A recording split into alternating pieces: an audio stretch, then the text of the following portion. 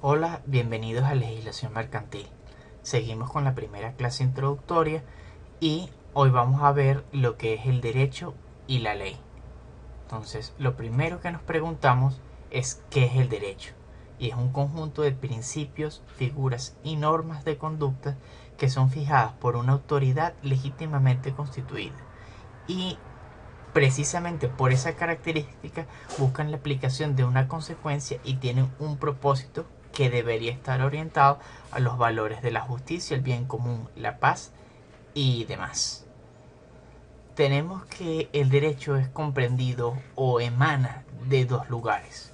Tenemos que sus fuentes son el derecho natural y el derecho positivo.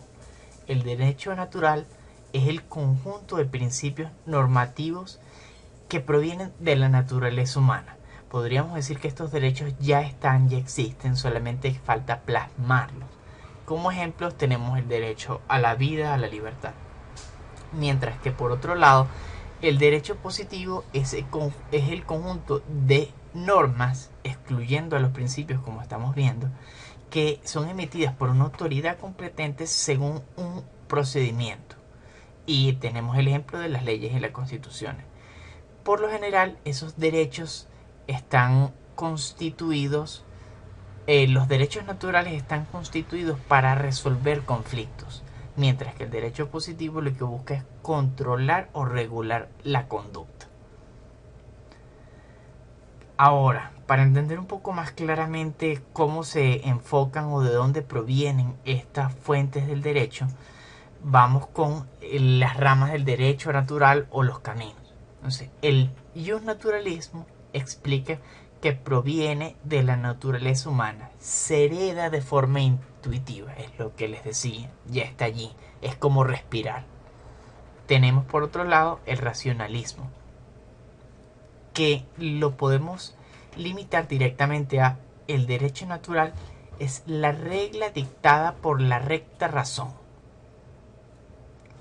Ahora el historicismo, que explica justamente que estos derechos naturales, así como forma de herencia, son filtrados por el tiempo. Y aquellos derechos que existían en algún momento bajo algunas circunstancias, al repetirse esas circunstancias en la actualidad, pues vuelven a ser válidos. De esa manera trata de vincularlos. El derecho, el camino o la rama teológica nos dice que el derecho natural proviene porque Dios lo creó así, sin importar el nombre que tenga. Y tenemos una última rama que es la rama física, que te dice que el derecho natural es todo aquello que surge por la necesidad de su sobrevivencia. Es decir, si yo necesito hacer algo para mantener mi subsistencia, ese algo debería estar respaldado dentro del derecho natural, en ese aspecto físico de su comprensión. Hay algo que se puede tender a confundir con respecto al derecho natural, y es que no surte una suerte de causa y efecto, como sí ocurre en la ley natural, que es por fenómenos. No se trata del derecho natural. Rige el principio de causalidad. Ahora, aquí podemos ver que dice si es A, será B. Pero esto aplica de la siguiente manera. La ley natural es este será. Si yo dejo caer un objeto, si yo suelto un objeto en el aire, será que este va a caer. Es evidente allí que aplica la ley de la gravedad y aplica de forma normal, de forma natural. Esa es la distinción con el derecho natural. Ahora, retomando un poco la forma de comprender el derecho positivo con sus caminos, tenemos que el positivismo explica que proviene de la razón humana, pero que busca la justicia y el orden social. Allí hay una pequeña distinción con respecto al derecho natural, como mencioné. Tenemos el escepticismo ético, que se fundamenta en eso de que los humanos somos perfectamente imperfectos. Entonces comprende al ordenamiento jurídico, a las leyes, como una creación humana que no es perfecta, y que justamente la aplicación de justicia, como ya vimos en la clase pasada o en el tema pasado, debe existir por eso, para limar lo que quede por fuera de la ley, para resolver aquellos conflictos que parecen no estar resueltos ya en la ley. Luego tenemos el formalismo jurídico, que explica la necesidad de una estructura. No se trata de ver cuál es la justicia que busca, no se trata de los valores que persigue, se trata de que tiene que haber una estructura clara, como una voz de mando. Y tenemos el positivismo ideológico, que explica que las leyes hacen entidades competentes, las hacen entidades competentes y poseen fuerza obligatoria. Aquí, con este tema de la fuerza obligatoria, hay una frase que recuerdo que dice: el derecho sin fuerza es fuego que no quema. Entonces, eso es un poco a lo que va referido. Pero si bien hasta ahora hemos visto mucha teoría, ¿cómo se concretamente este aspecto del derecho natural o el derecho positivo?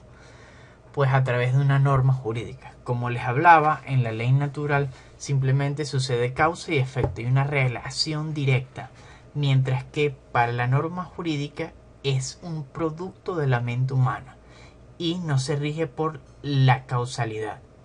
Sí hay una relación y hay un efecto, pero el principio es diferente, ya que no hablamos del ser, sino del deber ser. No es que si suelto, cae. Si lo suelto, puede tener otras consecuencias. Tenemos por acá una relación directa. A como causa no es suficiente para producir un efecto B. Entre la causa y el efecto está la norma jurídica. Ese sería el caso. Más adelante les voy a explicar con una norma jurídica como tal, que también es más concreto. Antes de la norma jurídica existe un juicio de valor. Eso significa que al contenido que tenga la palabra tiene una idea que subyace en ella, tiene un valor. Además, se hace una examinación de la conducta y se clasifica, es decir, que se sanciona. Entonces, tenemos por este caso, si es S, es un supuesto de hecho, debe ser C, que es una consecuencia jurídica. Entonces tenemos supuestos de hecho y consecuencias jurídicas. Eso es lo que persigue la norma. En este caso les traigo el artículo 153 de la ley de drogas. En esta ley nos dice que el o la que ilícitamente posee estupefacientes, sustancias psicotrópicas, ya que continúa la descripción, o sustancias químicas, cerrando esa descripción, con fines distintos a las actividades lícitas o al consumo personal establecido en el artículo 131, serán penados con prisión de 1 a 2 años. Entonces tenemos un primer supuesto de hecho acá resaltado, un segundo supuesto de hecho y la consecuencia jurídica marcada acá al final. Entonces, además tenemos que son dos supuestos de hechos diferentes, porque la primera es posesión ilícita y te menciona que también hay posesión lícita, y no solamente se trata de poseer, sino con el fin al que está destinado, porque hay diferentes formas que puede ser destinado. Como bien los dice aquí, hay actividades lícitas y hay consumo personal. El artículo continúa e incluso habla de cuántas cantidades se puede poseer por persona sin que incurra en delito y cuestiones por el estilo. Claro, eso haciendo un juicio de valor sobre la literalidad de las palabras que allí se mencionan. Si tienen interés, en el conversatorio podemos hablar al respecto. Y pasamos ahora a los caracteres del derecho. Decimos que abarca la totalidad porque es para todos los individuos de una sociedad, y esos individuos deben estar en un grado de igualdad, pero igualdad de beneficios, deben ser similares. Cuando hablamos de que es comunicable, no solo es que sea para que todos la conozcan, sino que para que todos participen hacia ese objetivo común del bienestar y la igualdad. Ahora, si bien esperamos que todos participen, es imposible que todos participemos, por lo menos del mismo modo. Y aquí es donde entra la participación proporcional. El simplemente hecho de ser un ciudadano nos brinda ya una forma de participación dentro de nuestras medidas de la proporcionalidad en aras del bien común de todos. Pasamos a los elementos del derecho. Tenemos que es de orden público porque busca mantener el orden y la paz. Persigue o tiene de meta esa prosperidad material, ya que es decir que las leyes no solo las leyes, el derecho en general debería orientar a que exista la riqueza y que exista la felicidad en las mismas posibilidades materiales para todos. También no solamente en el aspecto material, sino también en el integral, en el hecho de ser persona debe estar también representado. Y uno de los elementos más importantes es la seguridad jurídica, que es de orden objetivo y subjetivo. En el orden objetivo establece deberes y derechos. La seguridad te la determina porque si sabes lo que está establecido, si sabes lo que está determinado, sabes cuáles son esas consecuencias que establecen las normas. Entonces, al mantener unas normas inmutables, constantes, brinda esa seguridad objetiva. Ya tenemos esos deberes y derechos bien establecidos. ¿Qué ocurre?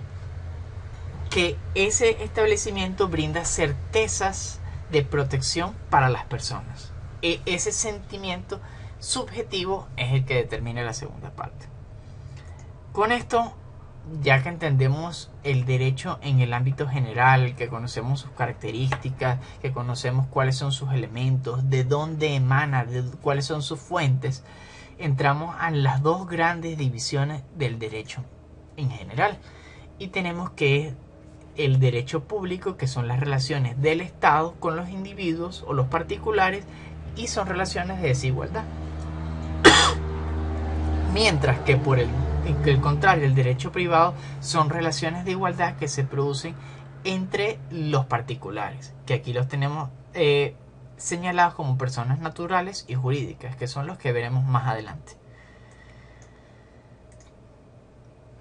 Tenemos unos principios generales que también son buenos conocerlos, todos ellos mencionados en el Código Civil, por lo menos estos acá enunciados, y mostramos que el principio de publicidad es que todas las leyes deben estar publicadas en Gaceta Oficial, sin importar quién la haya dicho, cuándo lo haya dicho, cómo lo haya dicho. Hasta que no sea publicado en Gaceta Oficial, no es ley. El principio de conocimiento de la ley textualmente indica en su artículo 2, la ignorancia de la ley no es excusa de cumplimiento. Allí me gusta contarles un poco, no sé si han visto la serie de Breaking Bad. Allí hay un caso con la esposa del personaje que hace de Heisenberg y ella es contadora. Ella le hacen incluso a la empresa en la que está trabajando. El dueño de la empresa hace un desfalco, maquillan las cuentas y ella como contadora tiene que dar la cara al momento de una fiscalización. Y básicamente ella ahí toma los activos como pasivos bajo algunas circunstancias porque están por cuentas por cobrar, o eso hace parecer. Y claro, en la revisión, en la inspección que le hacen, le dicen que está mal hecho. Y ella lo que agrega, ay, esto no se podía hacer de esta manera.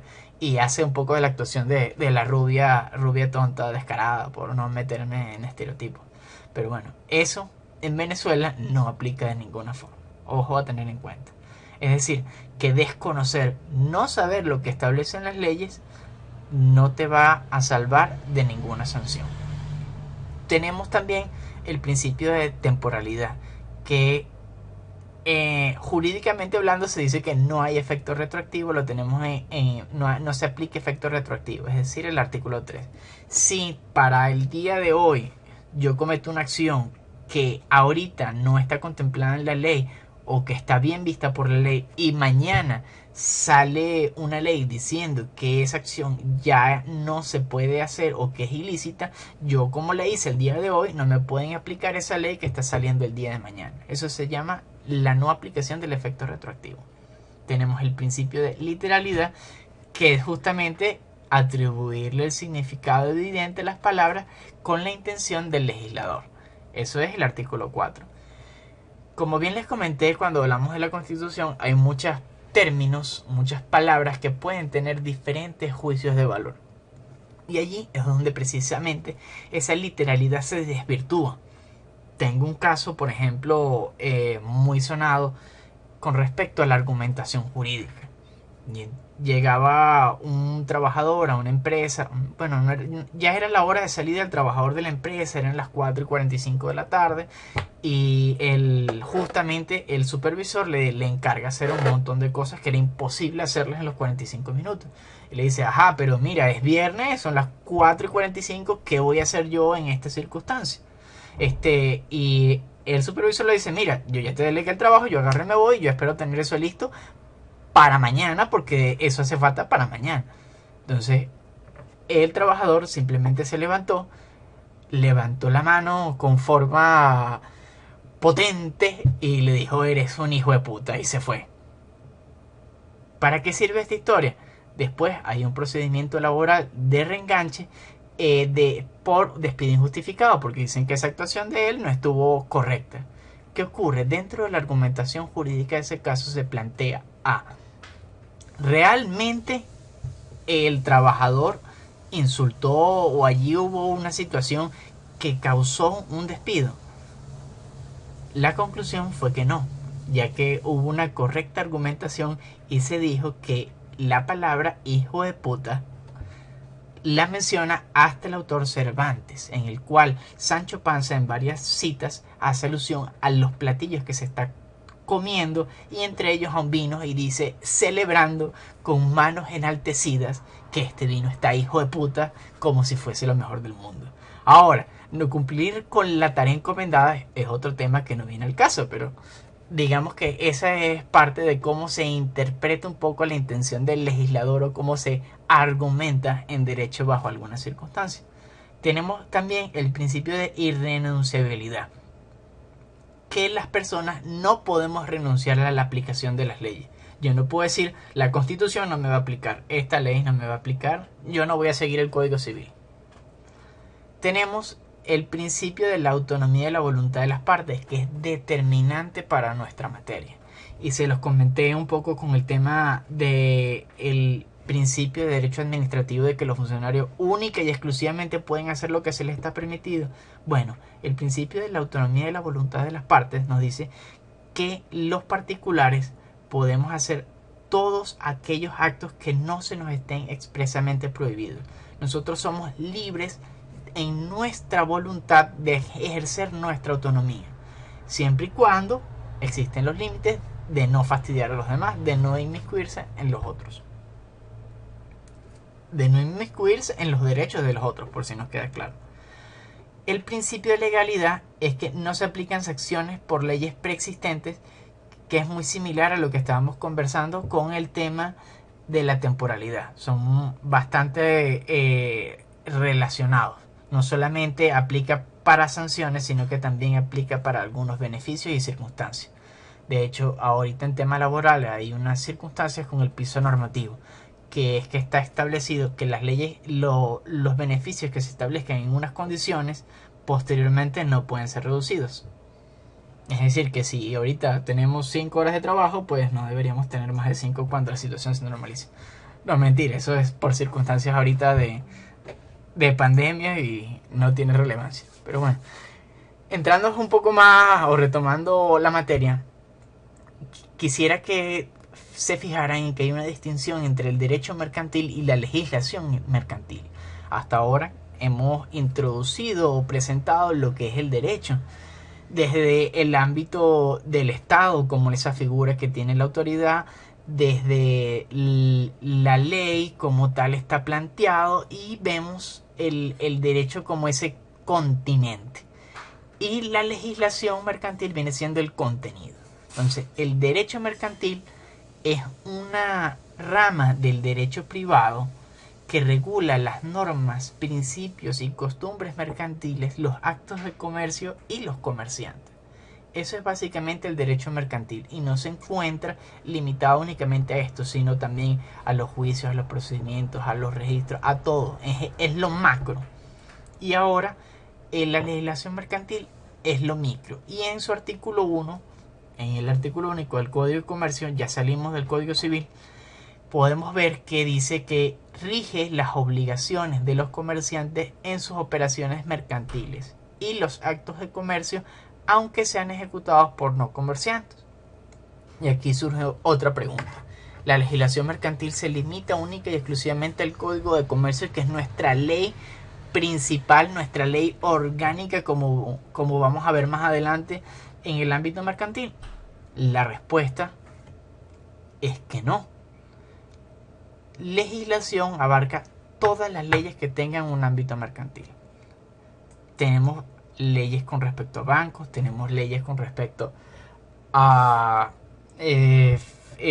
impuestos, tenemos tasas, tenemos diferentes aspectos que se vinculan con el derecho mercantil y con actos de comercio en específicos o actividades comerciales específicas. Entonces, a pesar de que no están en el Código de Comercio, están dentro de ese mar que podría ser la legislación mercantil. Y para culminar, pasamos a lo que es la pirámide de Kelsen. Ese libro que tienen por allí en módulo 7 está resumido en esto, súper sencillo. Kelsen es el padre del derecho positivo, tal como está planteado en la actualidad y como hemos estado conversando. Aquí él divide en 3 niveles: el nivel fundamental, el nivel legal y el nivel sublegal. ¿Qué está ubicado en lo fundamental? Bueno, como vimos en los temas pasados, la Constitución. Justamente en ella es la voz de mando principal, donde están contenidas esas ideas, esos principios, y de allí para abajo nada debe contradecirla. Justamente desde la intención principal del legislador hasta lo más amplio y lo más específico. Tenemos después de la Constitución el nivel legal, que es sumamente importante, que es donde se establecen esos, donde se desarrollan esos principios que están establecidos o esos derechos inalienables que están arriba en la Constitución plasmada. Entonces las leyes orgánicas, como por ejemplo el Código Mercantil, el Código Civil, que son leyes muy amplias y que abarcan muchas cosas. Y además en ese nivel orgánico están también las leyes especiales, que no son aquellas que son amplias, sino que tocan temas específicos y son, como decirles, la aguja en el pajar. So, justamente eso van a tratar, eso va a resolver. Luego tenemos otras leyes ordinarias que se desarrollan dentro del marco de esas leyes orgánicas. Y tenemos los decretos ley, que son una figura que funciona al mismo rango de las leyes ordinarias. Posteriormente tenemos en el rango sublegal lo que son los reglamentos, las ordenanzas y las sentencias. Entonces los reglamentos es de cómo se van a organizar algunas de las entidades que están plasmadas, por ejemplo, en las leyes orgánicas. Las ordenanzas van a ser actuaciones de las formas de manifestación de poder del Estado. Por ejemplo, una actuación de un municipio, ellos emiten una ordenanza, en vez de emitir una ley como generalmente se emite el poder municipal. En este caso emite una ordenanza, que es la representación del poder ejecutivo, quienes allí la autorizan. Entonces las leyes las visa en este momento el que sería el presidente, que es la representación del poder ejecutivo. Entonces justamente podemos ver que son similares lo que serían las leyes ordinarias a las ordenanzas, solamente que su ámbito de aplicación está determinado a ese poder local, por decirlo de una manera, ese poder regional. Tenemos por último las sentencias, que son justamente dirimir conflictos. Son los pronunciamientos de los jueces en los cuales se dirimen o se resuelven los conflictos, que es un poco lo que estamos viendo con la parte estoica, de que justamente en aquellas partes donde la ley no sea clara o preste a confusión o a discusión, se va a resolver mediante la sentencia, que es la decisión del juez. Con eso sería todo por este tema y bueno, lista la primera clase. Vendría ahora la segunda y bueno, conversamos el día jueves con respecto a estos temas y seguimos. Espero que les haya gustado y que estén todo bien. Hasta luego.